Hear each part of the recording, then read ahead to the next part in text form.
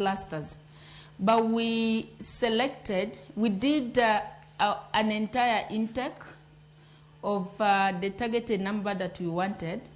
Initially, we were looking at a minimum of 100,000, but again, we are targeting at 120%, which gives us 84 instead of the 70. So the 84 per ward, the 84 number was supposed to cushion the 70 so that at any given time, even if we have dropout, we still maintain a community of 70 young entrepreneurs in each and every ward, because that one is our magical number that we believe if we can have 70 young entrepreneurs, upcoming young entrepreneurs who are dedicated, they will light up their village, they will expand, they will expose where they come from to the entire world, and this is how the economies then grow, and this is how the societies get uplifted.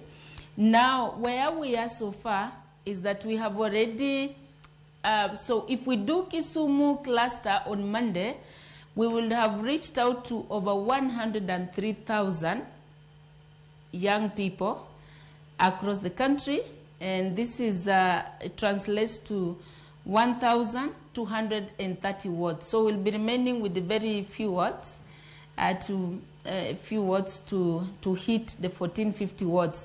And so in terms of region, we'll be remaining with the coast region, where we have 6 wards, as well as the northeastern, which probably we are hoping that we can get to do it before mid of next month, mid of February. So we have already covered 1,230 wards by Monday. We'll have covered that, and we have reached out to 103,000 young people. And then, of course, we'll have disbursed a total of more than 2.5 billion shillings to those 103,000 beneficiaries. And then, Madam Susan, there is a question about the source of the Nyota Fund, where it's coming from. And then after the phase 3, how about, are there any plans to scale the project to other counties or regions?